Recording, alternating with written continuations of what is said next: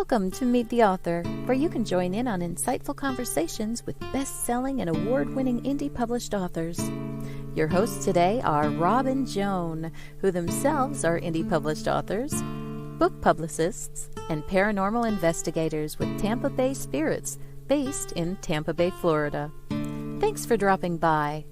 And now, on with the show. Hi, I'm Rob. And I'm Joan. Welcome to the show. Whether this is your first time or your 35th time, we're glad that you're here. Remember, we always love to hear your comments, especially those of you who may be joining us for the first time. Please share your comments and your questions. We really like that a lot.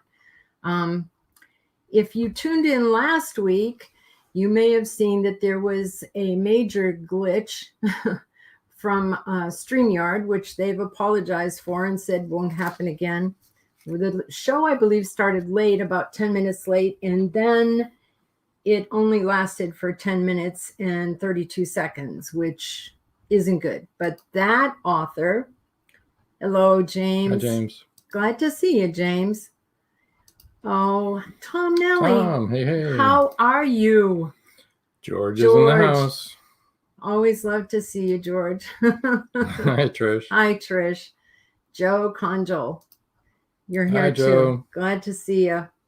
So as I was saying, if you tuned in last week, you know that happened. There was only a 10-minute and 32-second broadcast. StreamYard said they fixed the bug. They apologized. They did apologize. Profusely. Yes. Amazing. And well, they should. They should. It is right. That's right. However, Marjorie. Marjorie, you're on time. Very good. You're good on job. time for a change. Hi, welcome to the show.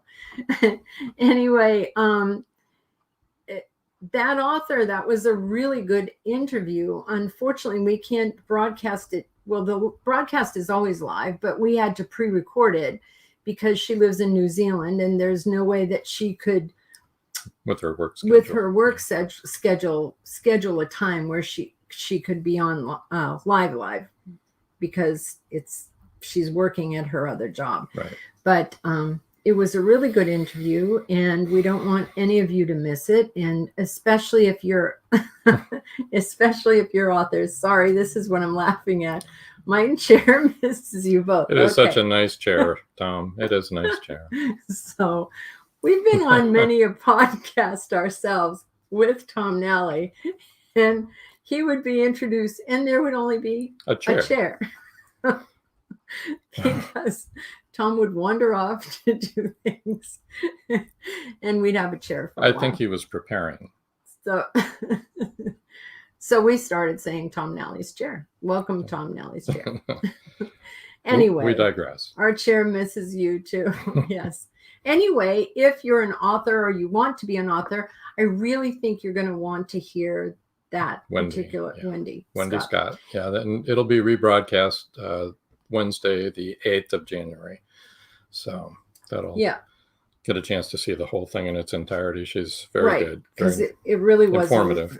It really, really was a good podcast. And she had a lot of good tips and advice for authors or wannabe authors. Okay. Enough about that.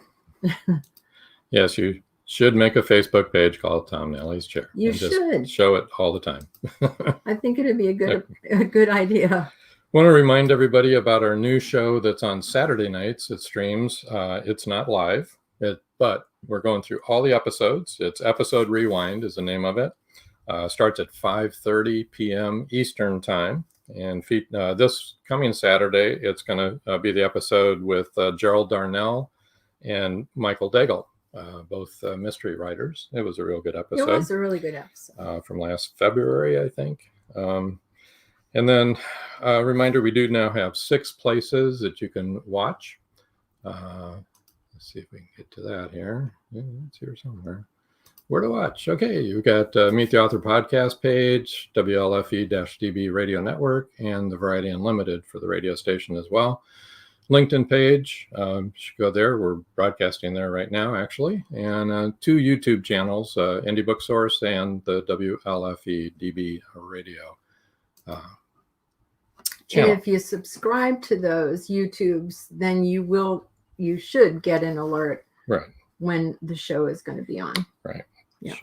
And a little blurb about, and we're going to run a little clip at the end of the show about the Rochester Winter Parafest, March 25th, 26th, and 27th. It's a fundraiser for Veterans Outreach. If you're anywhere near or want to make a trip up to Rochester, New York in the wintertime. Not sure, but well, it's almost spring at that point. If you want to. There you go. Numerous celebrities from the paranormal field and more. That's rochesterparafest.org is where you can find out information on that. And I think without more ado, we better get on with the show, as they say. Bring our guest on, and you're going to like her too. She's got some really interesting books, and I think you'll love to meet her. And come on in, Kim. Hi, Kim. Hi, how are you? Good. We're good. You doing good today? Doing very well, thank you. Welcome to the podcast. So, where do we start? Maybe you could tell people what it is you do when you're not an author, when you're not writing books. I'm a business owner, but I'm also an employee for a healthcare organization, Harris Health System, which serves the underinsured and uninsured in Harris County, Texas. And I'm a manager of organizational development. I have the privilege of every day being a leadership development coach, a facilitator, and internal consultant. That's wonderful. That's wonderful. Now, is that what you've always done for your career, or have you done other things? No, this is my third industry, if you will. Yeah. So prior to joining Harris Health, I was a university president for many years. And so I was in higher education for a good part of my career. And before that, I was in the hospitality industry. Wow, those are really interesting and diverse jobs. I mean, seriously, very interesting. Yes, but at the very core, it's all about service unto others. Definitely. Which then brings us to the question of, why did you decide to write? Oh, wait a minute. We have a comment. Oh, Chanel. Hi, Chanel. Chanel says hi to you too. Kim. I see that, Chanel. Awesome. Chanel is going through quite a health crisis, and we've been following her through that. She has bone cancer throughout her whole body. And recently she told us that her chemotherapy could no longer go on, so they're hoping that they can do stem cells for her. So we're all hoping the best for you, Chanel, and sending good vibes and prayers and whatever a person's inclination is to help you get well, Chanel. We're with you. That's right. We support you. Anyway, go ahead. We were talking about how you became an author, Kim. Well, it's kind of an unusual story. And, I don't know what your audience is made up of, probably published authors themselves. And maybe they had a book inside them. I never thought that, actually. But I will tell you that the really great thing that happened one day, October of 2015, our minister had written a book. And he brought the book to church. And whenever he experiences something positive, he always wants to share it. And he brought a gentleman to the church to talk about the process in writing a book. And I went ahead and signed up, and sort of the rest is history. And now I have 7 books, which if you had told me that, before 2015, I would have said, I'm never writing a book. So which one is your first book? Did I say never? Okay, that's what I thought. There's something about that word called never that one should not say. I cannot tell you how much I agree with that statement, because believe you me, I have learned I do not ever want to say never say never. Notice I didn't say I'm never going to say never. Could you tell us a little bit about that one? Yeah, when I went to write, it's interesting. When I went to write that book, it was my 32-year journey with my stepson, who was born prematurely, and he is blind and mentally retarded, doesn't walk, doesn't talk. But, one of the things, though, is that I really felt like if I could write this book and if it helped one family, I would be really happy. because I really think it's a joyful story, to tell you the truth. I didn't know anything. I had not been a mom myself. And so just navigating step parenting and then just a special needs child, it was something very different. But on that journey, I will tell you, I hope that Brooks, that's my stepson's name, I hope that Brooks learned a few things from me, but he certainly taught me many, many things. And the other thing is that, there is a lot of joy, even though it's a lot of hard work, there's a lot of joy. And he's 42 years old and flourishing. So I'm very happy for him. That's wonderful. That's really wonderful. That is. That's really wonderful. We did have one comment about that. Trish Pipkin said, "I will never win the power." Yes, we need to be really cognizant of that word, never. All right. Yeah, I agree with that completely. Your latest book is really interesting also. It's From Prison to Possibilities, Paving Your Path. Would you like to tell us about that a little bit? Because I think this is a wonderful book, and I really hope that it reaches the people that it needs to reach.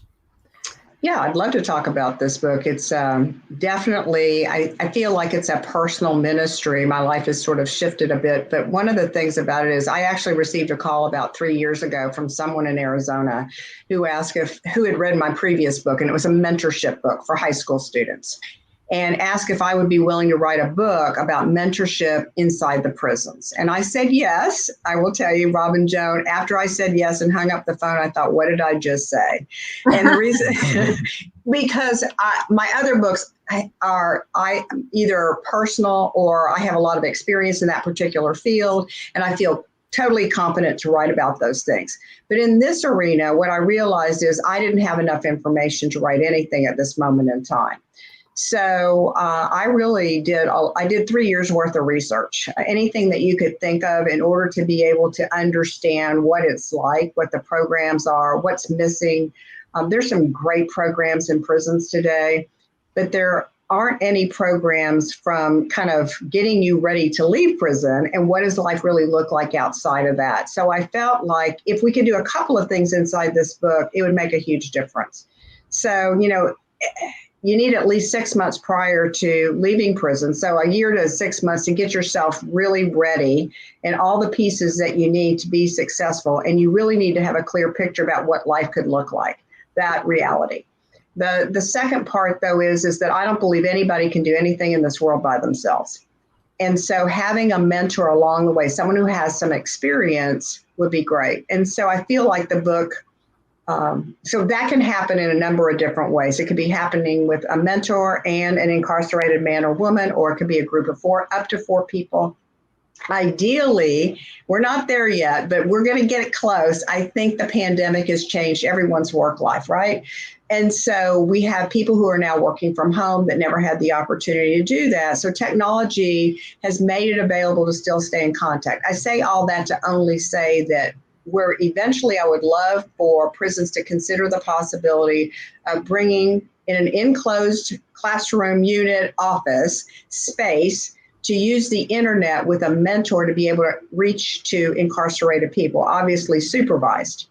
On the other hand, here's what I know. Wherever you happen to be incarcerated, you're not going to stay in that town when you leave, probably. You're going to go back home, wherever home happens to be. And most volunteers, this is not 100%, but most volunteers are typically part of a church or a prison ministry volunteering to go there. So what if we could take all the barriers away? In other words, what if you had a mentor in your hometown through some kind of volunteer that could use the internet to work with you 6 months while you're still in prison and 3 months post-release so that you are set up and you don't return to prison? Can you imagine the possibilities in the United States if we could actually do something like that? It really would be a game changer. It would. Yeah. It'd be wonderful. For sure. Trish had said, I agree. No one is an island. Everyone needs help and everyone can give help. That's true. I think if you need help, one of the best things that you can do is to give help to somebody else. It's, Yeah. I think Absolutely. so hopefully the people who read your book and apply the principles will be able to be successful and then be a mentor. I mean, it should be producing mentors, you know. You just need to get a little bit started to get the ball rolling, and it can grow, right? And, that's a really great example, Joan, that you said. So, there's a lot of, as I said, my outreach, my research was not only, it was firsthand. I've actually gone to prisons. I've taught, I've visited prisons and their programs. I've reached out to wardens, second chance programs, attended conferences, all of those pieces to really understand. And one of the things about that is that Kairos ministry, for example, it's a very strong ministry for men. And what's so great about that program is many of the people who go through that program get out and are leading amazingly productive lives and are married and have children, have great jobs. They now go back and they volunteer inside that ministry. So yes, exactly. That would be the ideal scenario for sure. Yeah, it just makes sense, because if you've been through something, you're able to speak to that person better than if the person who hasn't. I'm not saying the person who hasn't shouldn't do it, because you should, but I'm just saying, that is more impactful. Oh, we have a lot of comments here. Let's see. Okay, George. Oh, George says, let me see. In Texas, recidivism exceeds 60%, particularly among violent offenders. That's where Kim is from, George. She's also from Texas. Yes, the statistics are really very depressing, demoralizing. I would say, though, this book is not the end all be all. I'll be the first to say that. So if someone inside prison has taken advantage of any of the programs, and there are some amazing ones, combine those programs with this book would be the ideal scenario, because it's not going to happen quickly. Our mindsets have to change. We have to be in a place where we really want to live a different kind of life and kind of think differently about those choices. And even mindset by itself is not going to do it. And so having that other person, it's kind of like working out. So if you have a trainer or you have a friend that you have an accountability partner, life goes a whole lot better that way. Absolutely. Now, Joe Conjal says, people that are willing to give help take as much away from the interaction as the person they're helping. That's for sure. Absolutely. I can tell you, I was in higher education. I've taught a lot and everything else. But when I was in one of the prisons teaching, I can tell you it was the most, I got so much out of that. It was so rewarding for me. It was like amazing. And I think that sometimes as adults, we forget the kind of experience that we have, that people really need that kind of experience to kind of help navigate, not give them everything, certainly, but ask right questions for them to be able to internalize that and figure out what's best for them. We have another comment. Kim, I feel like I relate to you so much. I've had many people tell me to write a book, but I'm still struggling. What helped you to finally do it? Oh, Trish, you are definitely the person I want to talk to because I am probably the anti-author, to tell you the truth. I wasn't going to do that. And I truly believe there's so many people that definitely have a book inside them. Either they started it and just didn't finish, or they haven't started it. So those ideas have been going around your head, whether it's 5 years, 10 years, 20 years. So I will say the person I have written my books with he has a program. You can do it via the internet, and he does retreats. His name is Tom Bird. I really believe that I've written every book through his process, and he didn't teach me how to write or anything else. He just sets the stage, if you will, the climate for you to be so successful. And without him, I probably would never have written a book. That's interesting. Tom Bird, B-I-R-D. Okay, sort of like a poet. Yeah, a bard. He is a bard. Yeah. Isn't that interesting? Amazing. Well, that's good. That's good advice. All right, let me bring up one of your other books here. 52 Weeks to Exceptional Leadership. That's really good. We could go from prison to possibilities to that. I'm serious. So this was actually my second book. So after I wrote Did I Say Never? So that was my heart story about my stepson, Brooks. And then I actually, to tell you, and Trish, you might find this amusing. So I went back to the second retreat. This time I wanted to go in person rather than just do it via the internet. And I wanted to also go where Tom was, which is in Sedona, Arizona. And it was on my bucket list. So first of all, I wanted to go on the trip, right? And I went with two friends who also wanted to write a book and hadn't written a book. But I was sitting there.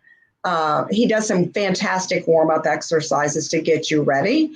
And when I was sitting there, I was like, oh, you know what? I didn't even know what a blog was. Did not know what a blog was. But I had done a little research before I went to the retreat.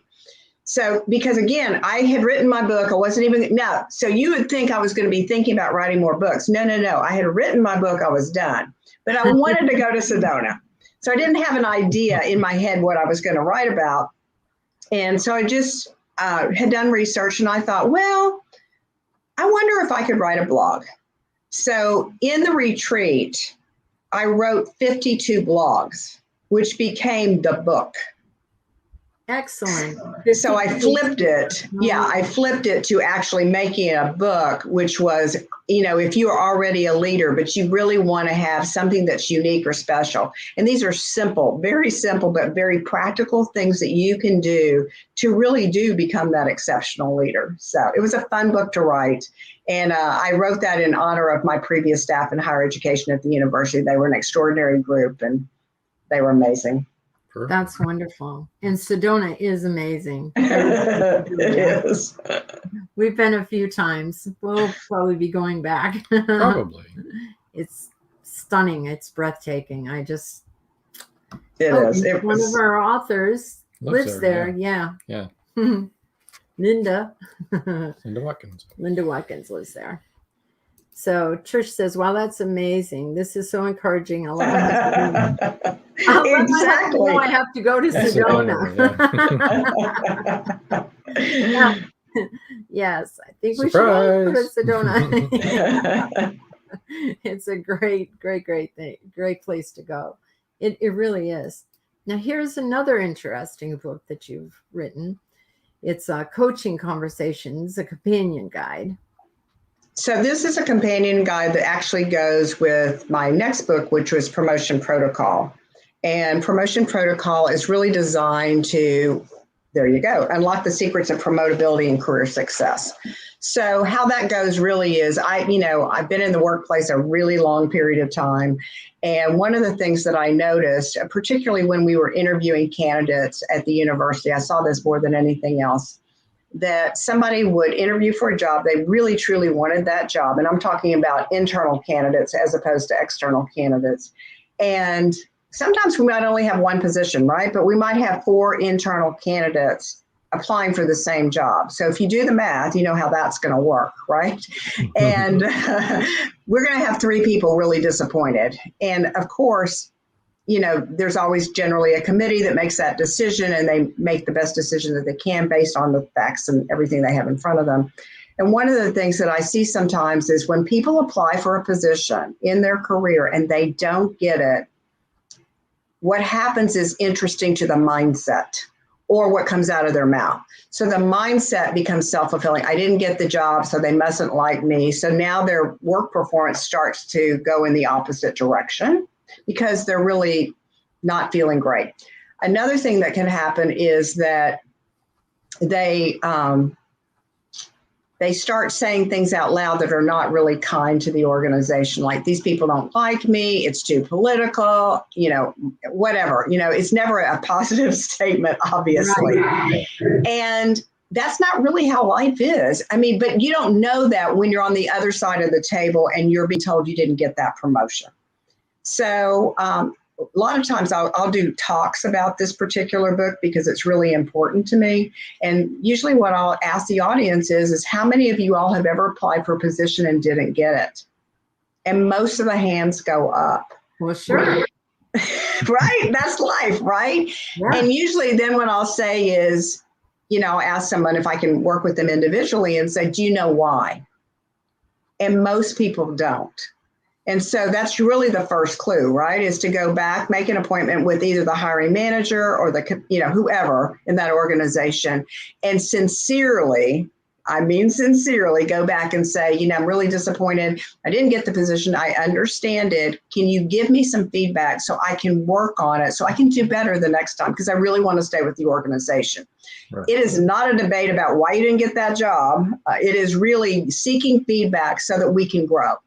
And a lot of times it could be the numbers, right? There were just too many great candidates that applied. It could be that maybe you didn't have as much experience as that other person. Maybe there was something that you said that just didn't quite fit and you need to hone your communication skills. It could be a variety of different things. It could also be, in some areas, I've also worked with people who were terminated. And, I'm in Texas, so if you're in oil and gas, probably that has happened to everyone at some point. And nobody ever feels great about being terminated. They just don't. And I get that. But you have to kind of do some self-coaching to yourself. And it doesn't happen overnight. But you got to get yourself back. And one of the things that I've noticed is when that happens, people can go in and they can send out resumes and they can get that interview. And then what happens next is when they get that interview, they go through and they say all the right things and they can't close the deal. I'll say it that way. And closing the deal is, it's not what you said, it's probably not your resume, it probably wasn't your handshake, your eye contact, or even what you wore. But you're probably still so angry at that employer that laid you off that all that interviewer could hear was the body language is how mad you are. And they're not going to take a chance on you. They're just not. And, most people don't have these kind of real conversations with people. And my commitment is I'm going to have that kind of conversation because I want you to get that dream job. I want you to excel. I want you to be super excited where you are and love the people that you work with. So that brings up Joe's question. Kim, do you partner with companies where you give lectures or seminars to help coach people what you write about? Yes, absolutely, Joe. But, I get so much joy, in doing this. And I'll tell you why I get so much joy. I feel like I'm the luckiest person in the world. When I was a young girl at 16, you didn't ask me this question, but when I was 16, I knew what I wanted to do. I wanted to get a degree in hotel and restaurant management. And one day I wanted to be a hotel general manager. And I loved every part of it. And I knew exactly, I wanted to work every single department. So I really understood it. So when employees would ask me a question, I actually knew the answer. And my last job within the hotel industry was I worked for Hilton Hotels Corporation. That training was phenomenal as a divisional manager. And then I really wanted to teach. I wanted to give back. And I started at the very bottom. I started as a part-time teacher, just like everybody else does. And I knew one day I really wanted to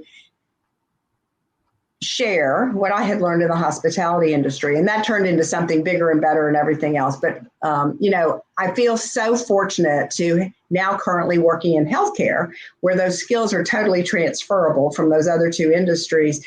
And I get to go every single day and make a difference. That's and I love the people I work with. So Trish, I don't get the job. When I ask, the feedback has been, I need more experience or giving clearer examples. So the giving clearer examples, one thing that you can do some research on that is really helpful today, and I think the better companies are using behavioral-based interview questions. So, if you're an inexperienced interviewer, you're going to ask about your education or experience, and it'll be however. You can go to the internet and look for the top 50 questions that they ask you in an interview. But what I would say is that if you've done the research about the company and you know about their values, you need to be thinking and anticipating what kind of questions could they ask you about something related to those values. It could be change, it could be customer service, it could be integrity, trust, whatever that happens to be.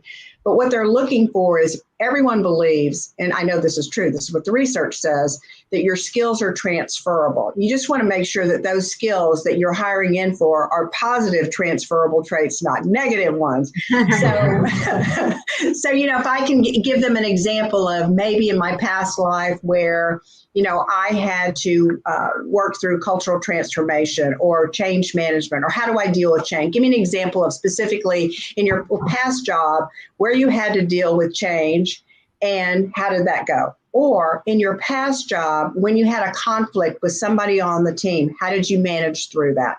That's what they're listening for, because they want to know, are you going to be the team player that we want to work with every single day? Let's go to break. We do need to take a break now. And we'll try and deal with the feedback when we come back. Yeah, we'll try to fix that while we're gone, actually. So come back. Stay right where you're at, everybody. And we'll be right back. And we'll bring your comments up when we come back from this short commercial break.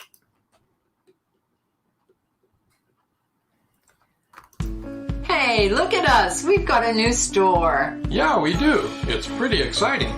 What can you find there? We have a number of designs available on t-shirts, hoodies, coffee mugs, laptop and phone cases, pillows, and new designs are coming in all the time. Sounds like a great place to shop for authors and readers. Yeah, and it's easy to find. It's simple.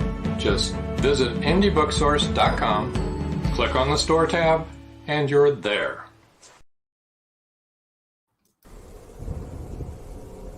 Many secrets are hidden within the darkness of the jungle. Behold, this one about a man, a woman, a black jaguar, and an ancient Maya legend. Two Faces of the Jaguar is a novel by George Dismukes that will take you deep into the jungle and capture your imagination until the last word. Two Faces of the Jaguar is book one of a trilogy. Two Faces of the Jaguar, where only the adventurous dare to read. Two Faces of the Jaguar, The Lost City, and The Jaguar's Quest are available on Amazon.com, Barnes & Noble, and many other bookseller websites. Two Faces of the Jaguar, the book people are talking about. Get your copy today.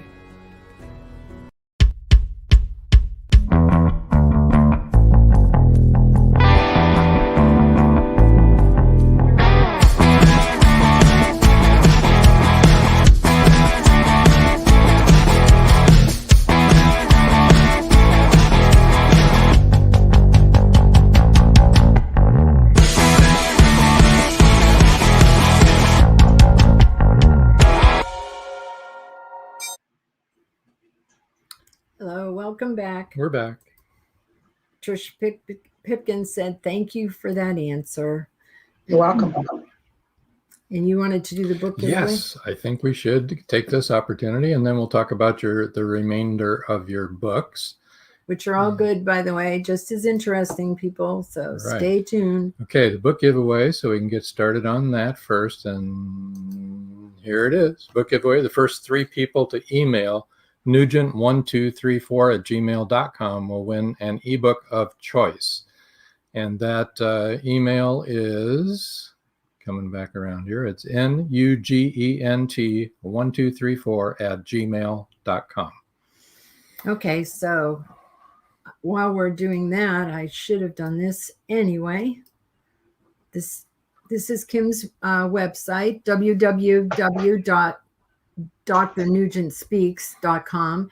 That's DRNUGENTSPEAKS. All right. And then her Facebook, this is easy for me, you guys.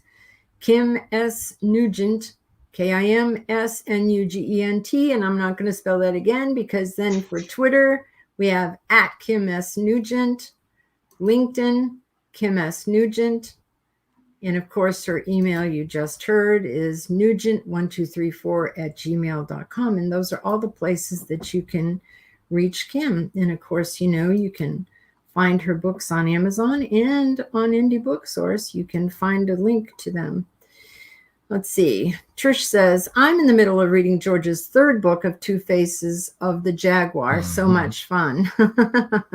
And Good you books. didn't get that in a contest. Right. But she got her first one in the contest. I remember that, which Right. she's now become a fan of George.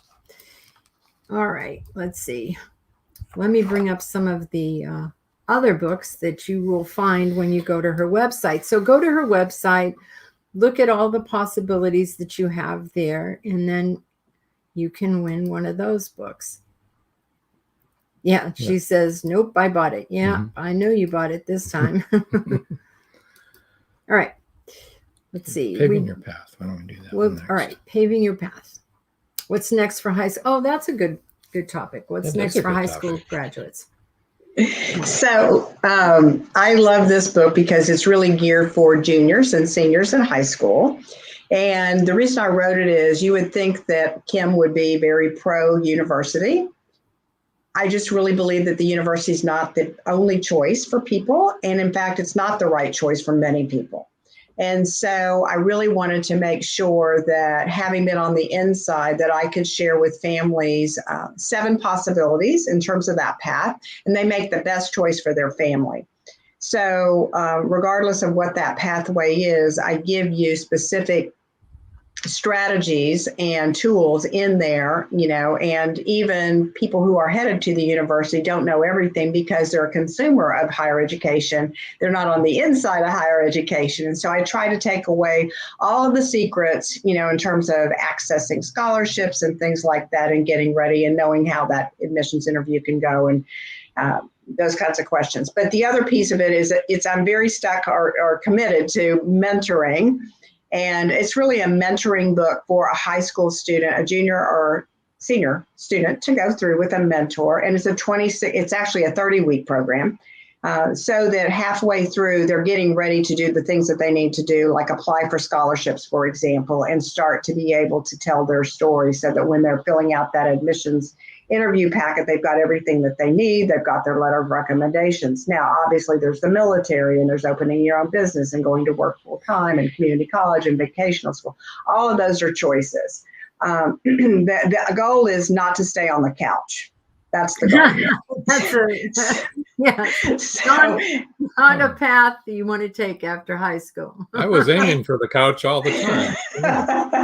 But in truth is, not everybody knows what they want to do, to be fair, when they graduate from high school. And so some students actually take that year off and they go volunteer, AmeriCorps, Peace Corps, some other place, or do something, because the worst thing, and this is going to be difficult for mom and dad to hear, but the worst thing is for your desire for your child to go to college, and it's not what they want to do. And at the end of that year, either they drop out or flunk out, and you have debt, which I'm not committed to any of those outcomes. So sometimes just waiting a little bit until they find what it is that they're super passionate about is really the right path. The other thing, though, is that the reason I like a mentor in this particular arena is, and not a parent, the parent shouldn't be the mentor to their son or daughter.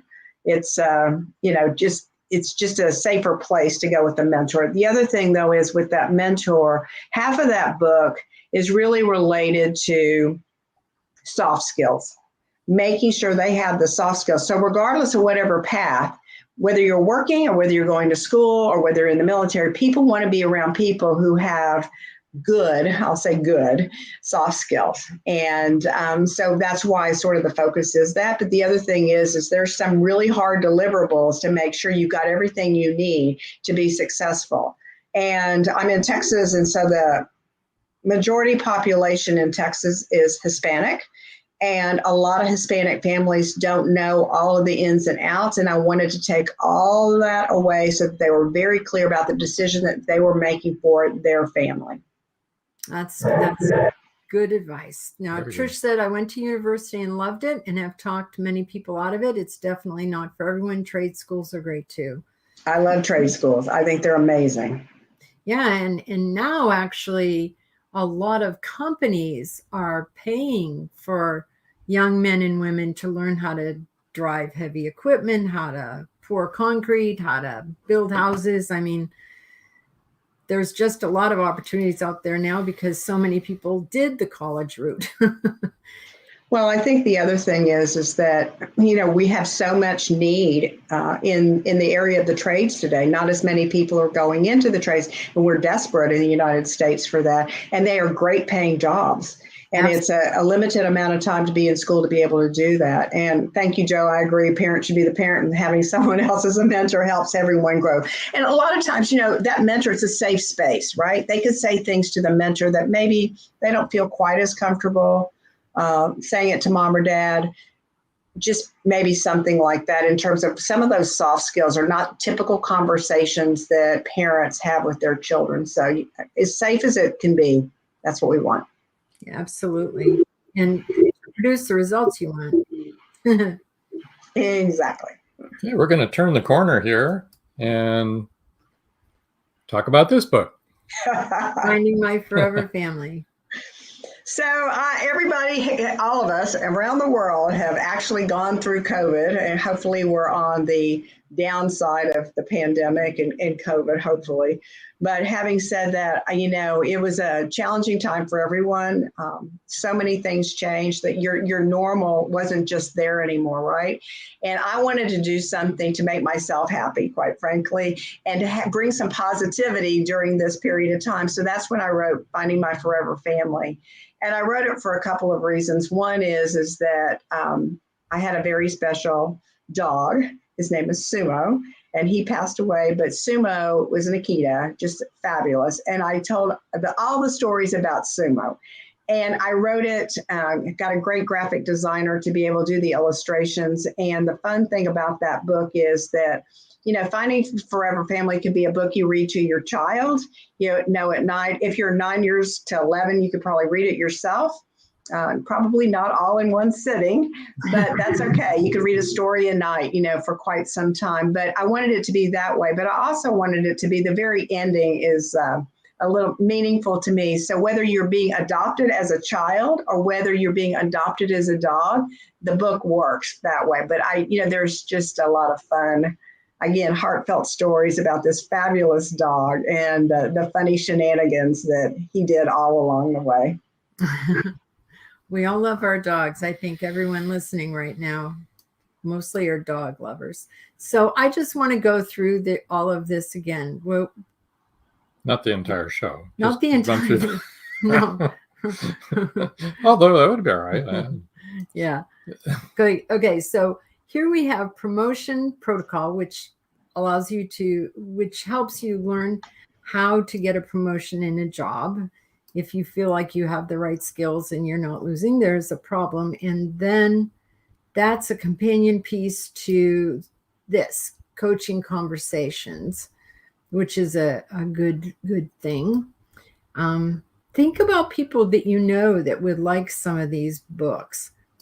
All right, Paving Your Path, What's Next for High School Graduates, we just talked about. And, most of us know people that have kids graduating. And that's a good thing. This is one of my favorites. Did I say never? Because I am a firm believer in never say never. Because trust me, it's going to happen. 52 Weeks to Exceptional Leadership, which came from a blog that she put out, and then realized that she should write a book about it. And then this one is so impactful and really wonderful. From Prison to Possibilities, Paving Your Path. I think that is really great and something we should all support.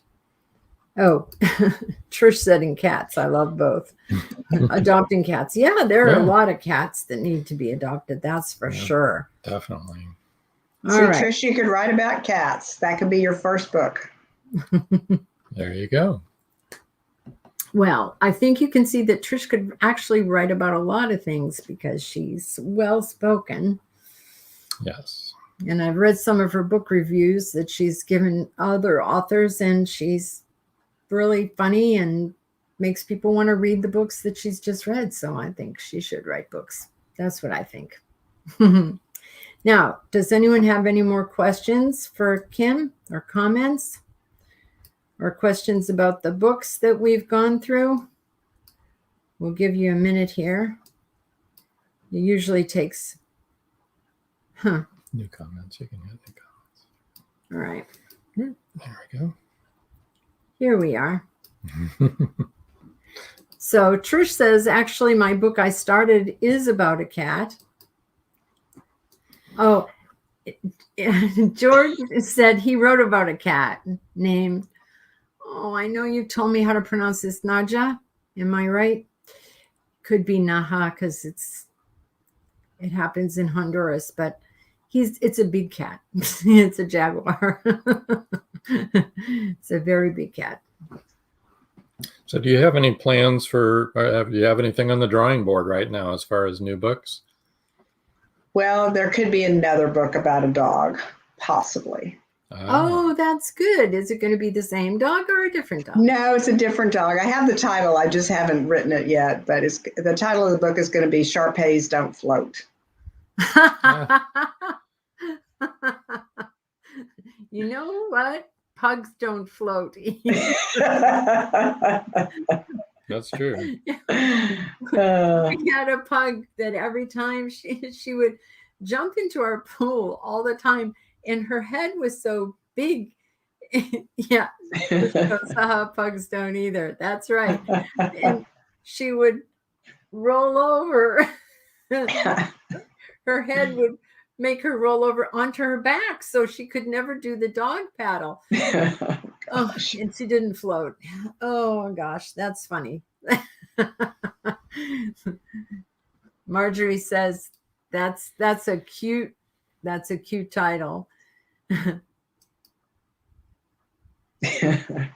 Hard J. Okay, Hard J. Thanks. I won't remember the next time either, George. I'm sorry. Trish said she saved Bianca so many times. That was the pug.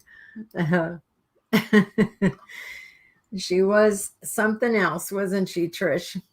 So, any other type of helpful books? Like your books are so. Oh, wait a minute.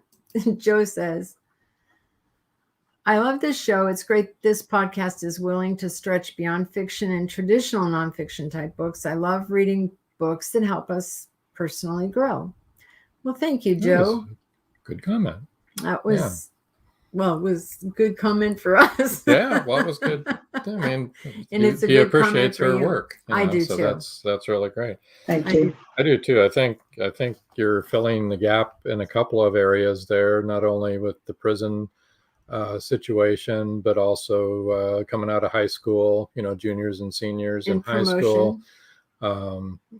Yeah, and people getting promotions. Yeah, because by the time they've found out they didn't get the job, it's a done deal. There's no going back. So right. You either burn the bridge or you roll with it and make it better. Right. And you're right. They can tell in the interviews, exactly where you're at, if you're angry, if you're sad, if you're happy, if you're okay with it, and then it does result in poor work performance too. And one thing about that book in particular, it means a lot to me because it's not just a book I wrote and then just hoped it would work. I actually piloted with an organization and a group of people to see if, without them knowing, there's no promise of anything, right? But let's see what we can do. And I can tell you that of the 7 people, there were 4 people that were promoted. The entire culture changed. They were all speaking the same language. They got really connected. That was just one example, but it works. And one of the reasons is because it's over a period of time, promotion protocols, a period of time of 26 weeks. That's a half a year. And, if you really want to, I know in the coaching world, because I coach every day, in the coaching world, at a minimum, it takes 6 months to change a behavior.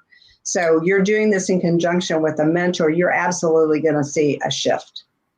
That's wonderful. Yeah. Trish says agree. This show has been so encouraging. Kim is amazing. Thank you, Trish. And I think she really means it. I do too. Yeah, it has been really good. And I do like all of your books and what they speak to. It's really, really good and needed. As I'm looking at all of these things, it's really needed. And anyone that's ever had a boss, I am sure would like to buy him this or her. Right.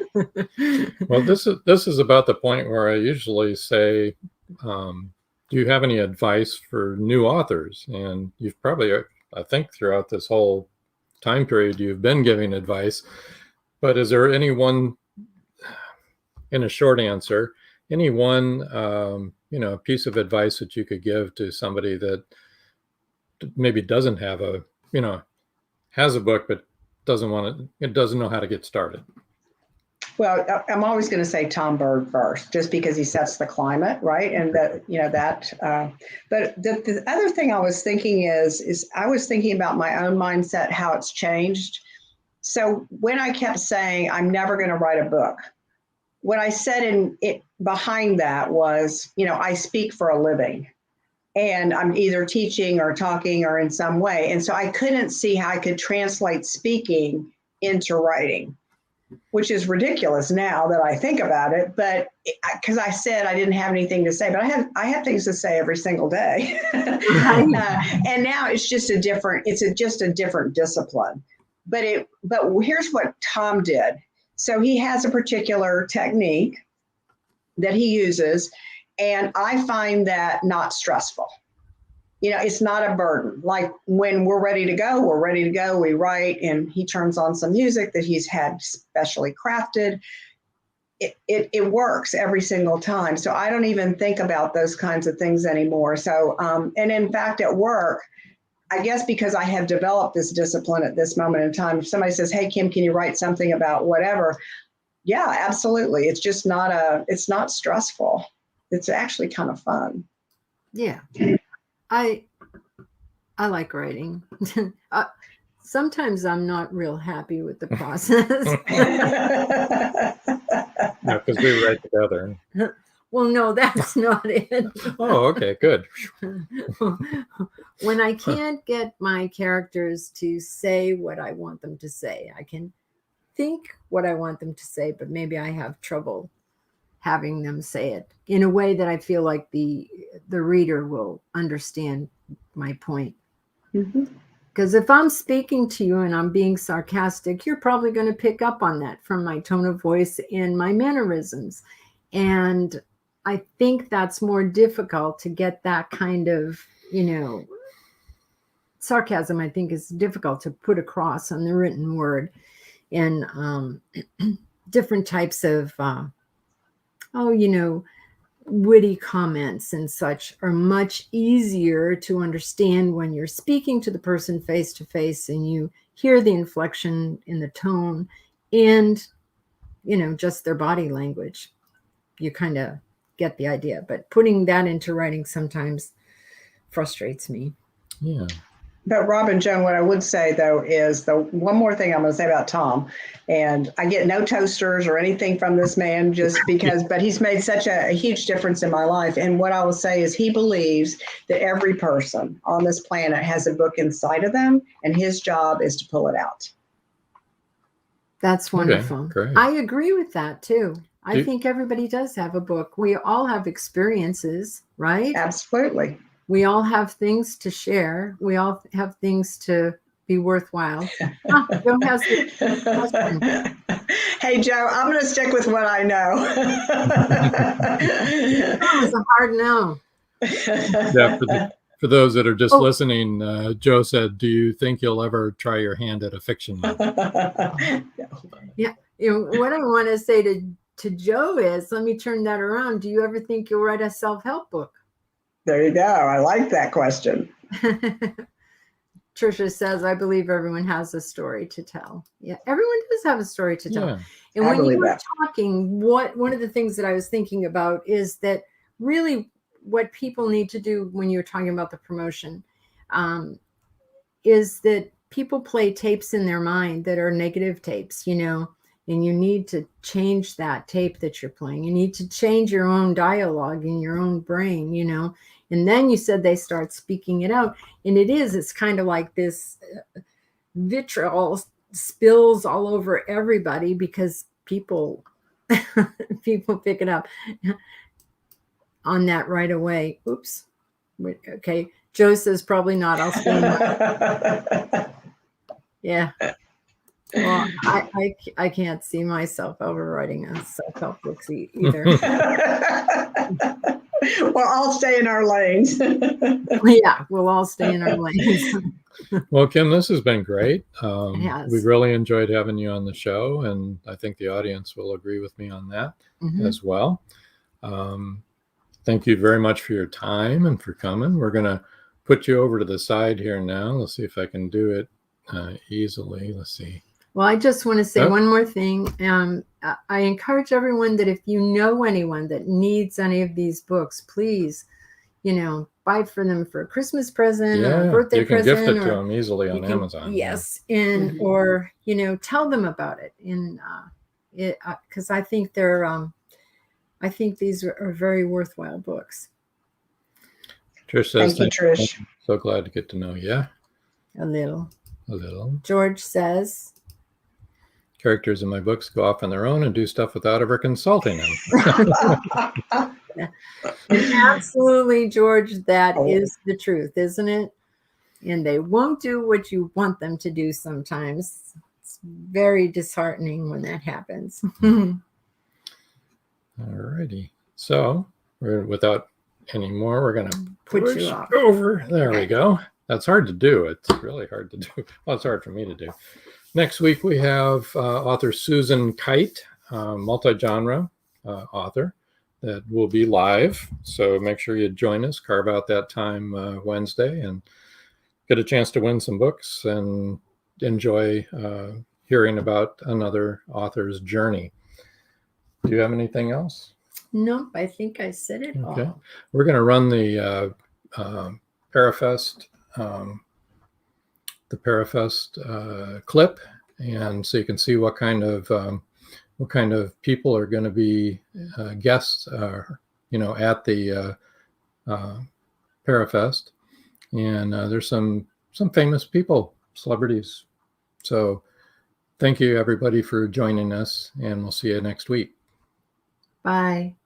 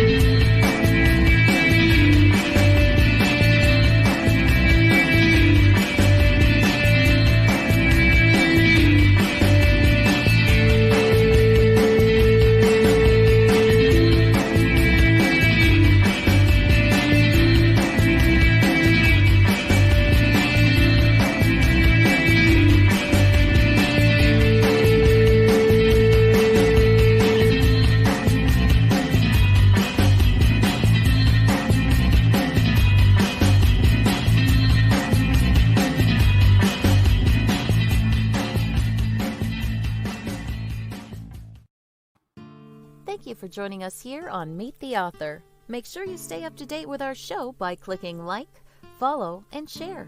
And you can find us on Spotify, iTunes, and more. See you next time on WLFE-DV.com.